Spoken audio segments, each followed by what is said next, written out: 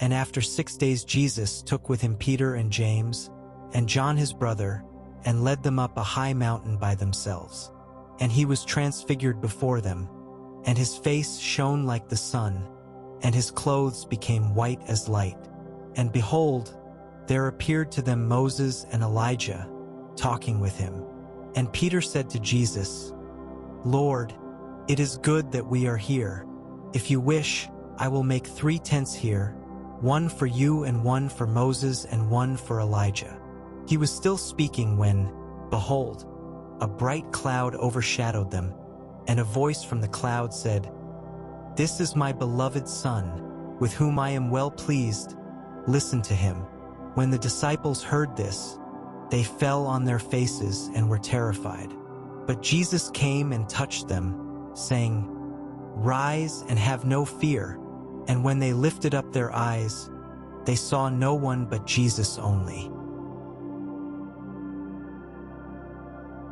And as they were coming down the mountain, Jesus commanded them, "Tell no one the vision until the Son of Man is raised from the dead."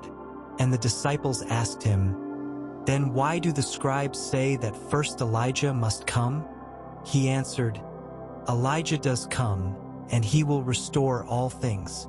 But I tell you that Elijah has already come, and they did not recognize him, but did to him whatever they pleased.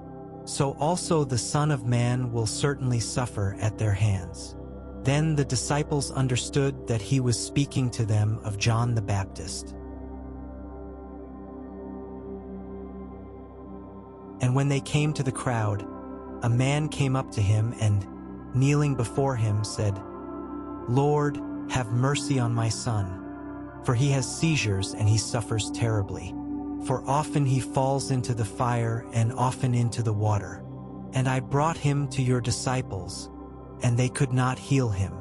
And Jesus answered, "O faithless and twisted generation, how long am I to be with you? How long am I to bear with you? Bring him here to me." And Jesus rebuked the demon, and it came out of him, and the boy was healed instantly. Then the disciples came to Jesus privately and said, "Why could we not cast it out?" He said to them, "Because of your little faith.